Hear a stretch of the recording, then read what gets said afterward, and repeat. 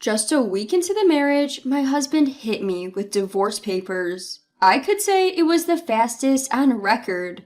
How should I put an end to this marriage life? In front of the divorce papers, the conclusion I came up with was, my name is Jessica, 28 years old.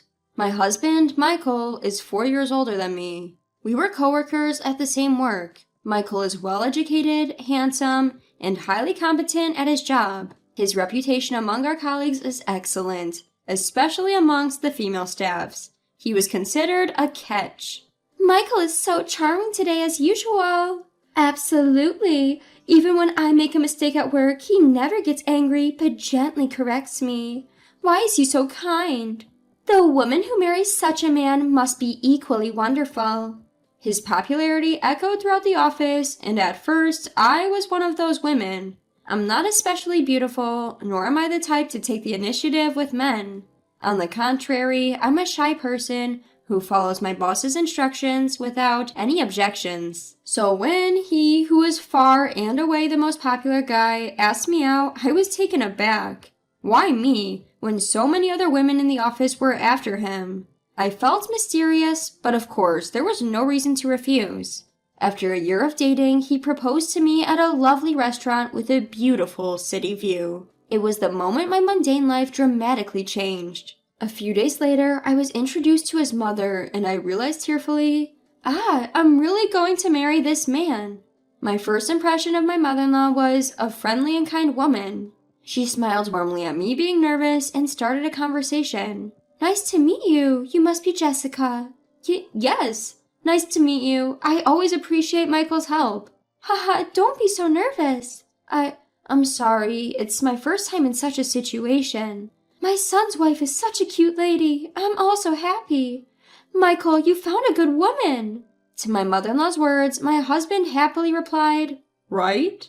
I felt so blessed to become a part of this wonderful family. I genuinely thought so.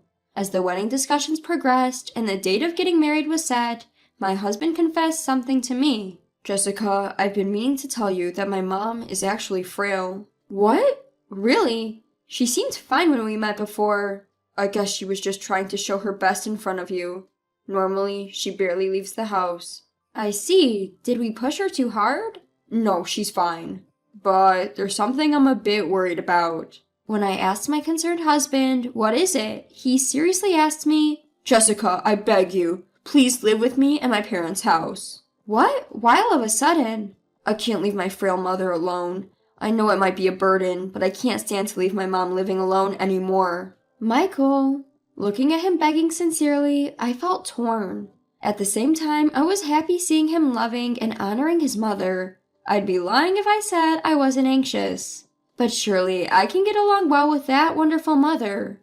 I willingly agreed, saying okay, and decided to accept living together. Subsequently, after discussion with my husband, I chose to resign from my job because of our marriage. At home, I'll take care of all household chores and look after my mother-in-law. I had initially planned to continue working after marriage, so I was a bit confused at first, but I saw this as a good opportunity. I will do my best to get along with my mother-in-law as soon as possible. After registering our marriage, we moved our belongings to my mother-in-law's home in Nebraska for over a week. The very first day our life with my mother-in-law began. My husband suddenly pulled out a divorce paper in front of me. Fill these out, please. Huh? You can see what it is, right? Divorce papers. Hold on, we just got married a week ago. What are these divorce papers for? Why? Isn't it obvious? It's so I can divorce you anytime. So if I get tired of you, we can part ways immediately. What are you talking about? I was unable to comprehend the meaning of his words and was utterly confused. The man in front of me had a cold look on his face, one I'd never seen before. In my speechless state, he continued, Listen to me now. Now that we're married, you absolutely obey what I say. If you defy me even once, it's instant divorce. Got it? That's just not right. Keep your mouth shut. I, the top man in the office, married a mediocre woman like you. Stop fussing and just listen to what I say. In the end, coerced by my husband, I ended up signing the divorce papers. Watching the scene, my mother-in-law was smugly laughing. I couldn't quite understand the situation I was in. I love Michael, and I was overjoyed to tears when he proposed to me. But to think he was actually like this? He must have deliberately chosen me from among the many female employees because I seemed meek and wouldn't resist. He chose his marriage partner to make her his puppet. Did I really make the right decision in marrying him? Before I knew it, a crazy marital life had started. As a housewife, my daytime life became one-on-one with my mother-in-law. And to me, my mother-in-law nagged almost every day. What is this? Is this supposed to be my lunch? It's ginger pork and potato salad. I hate ginger, and I only eat macaroni salad. Go make it again. I'm sorry, you previously said you didn't have any specific likes or dislikes. Don't make excuses. Oh my, I wonder why Michael married such a useless woman. She complained about the meals I cooked at every opportunity, and my husband would come home and join my mother-in-law in berating me if dinner wasn't ready. Hey, why isn't my dinner ready when I come home? I'm sorry, I was just cleaning the room as told by mother-in-law. Huh? What's with that tone? It sounds like you're blaming my mom. I didn't mean that. I was about to start preparing dinner, but then your mother asked me to clean. That's just because you're inefficient. Don't bother my mom. How much more trouble do you intend to cause for me and my mom? My husband would then demand, apologize to me and my mom, and required me to kneel down on the ground and apologize. Out of fear of my husband, I fell to my knees trembling. I'm sorry. Just do it right on the first time, you dunce.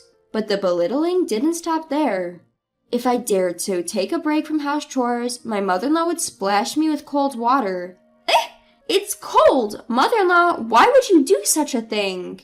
No good daughter-in-law like you doesn't deserve a break. You stupid woman, get back to work. I'm doing my best. I cleaned the hallway just like you asked me to. Shut up! Stop making excuses. Make sure to dry the wet spots properly, you hear me? Yes, I understand. As these days went on, my self-esteem steadily declined. Was it because I was such a failure as a wife that she would splash water on me and shout at me every day? Was it because I was such a terrible person that I deserved this? This would probably be called brainwashing. I was so manipulated by my husband and mother-in-law that I didn't even realize my own twisted thinking. I was desperately doing house chores to earn their approval. They didn't care and kept nitpicking at me. Look, there's dust accumulating here. Stop slacking off and get back to work.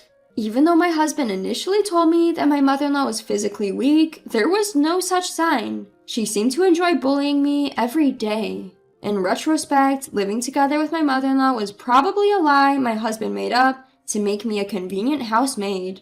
Back then, I didn't realize it and thought it was just normal to live together like this. Then one day, my mother-in-law and husband said they were going out together and I was to drive them. I could finally have some time for myself. As I was thinking this, Mrs. Miller, a friend of my mother-in-law who lives nearby, came by.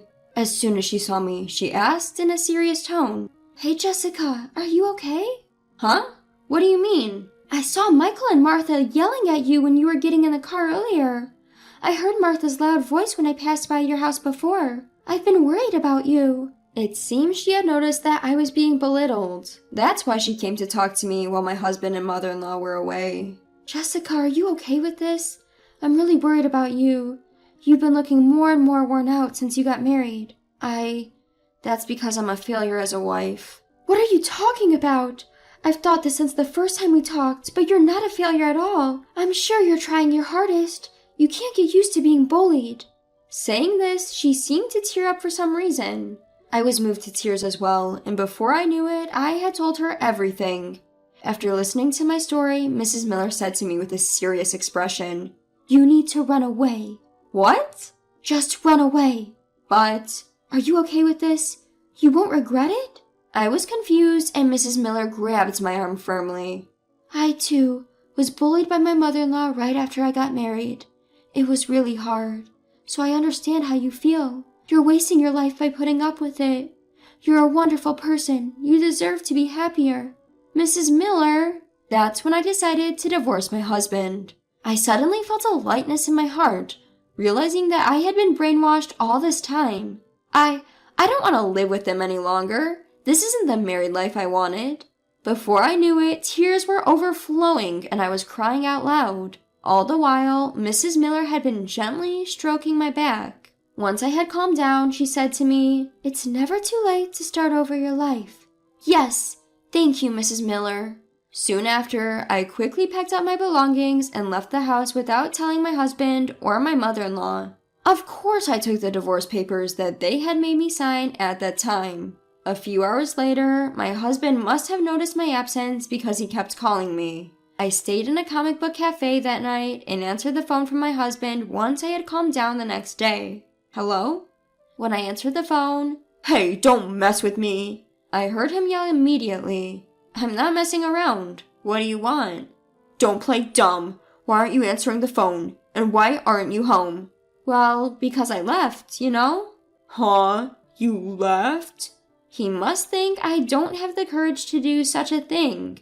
My husband continued, laughing it off. "What are you saying? Are you trying to get me to worry about you by running away from home? Stop doing stupid things like that." "I'm not trying to get you to worry about me. I left on my own decision. Is there a problem?" "You're gonna talk back like that. Just come home and do the housework. That's all you're good for, you stupid wife." Useless, stupid wife. How many times have I been subjected to such verbal abuse? I used to be heartbroken by such words, but I'm no longer afraid of them. My husband yelled at me as I stayed silent. "Get back here right now!" I retorted without missing a beat. "I'm not coming back. We're divorced, remember? So why should I have to come back?" "Huh? Divorced?" My husband was momentarily lost for words. He must have had the call on speaker because I heard my mother-in-law's voice say, "What?" from the other end. "Did you not hear me? We're not a couple anymore, so I have no reason to go back there." What are you talking about? I never agreed to a divorce."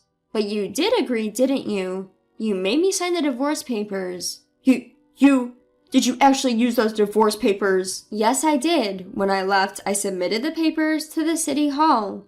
I could hear my husband running to check the room over the phone. It's gone. Mom, the divorce papers are really gone." "What? So she really filed for divorce?" "Damn it, why did this happen?" "What are you doing, you idiot son? It's pointless now."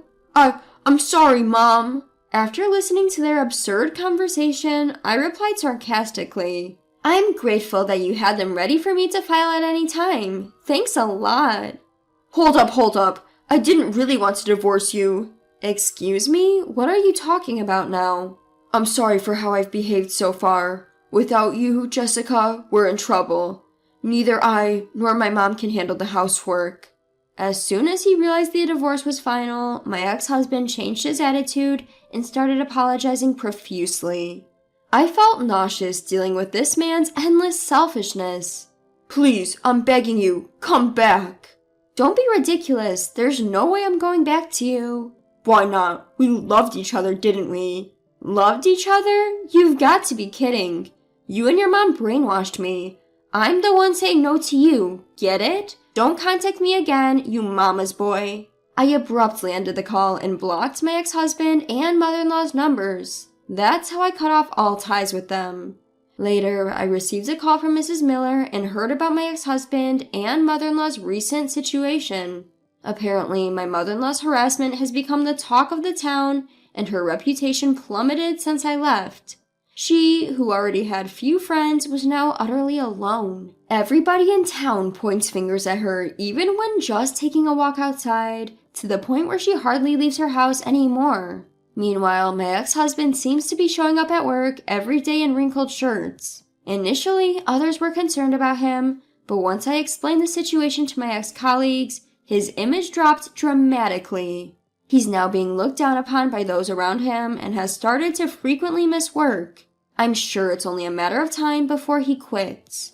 This is the end of a man who used to be so popular with the female staff. I can't stop laughing. In the meantime, I found a job at a company through Mrs. Miller's connections. There's a lot to learn, but I'm enjoying my work at my new company. I can't thank her enough.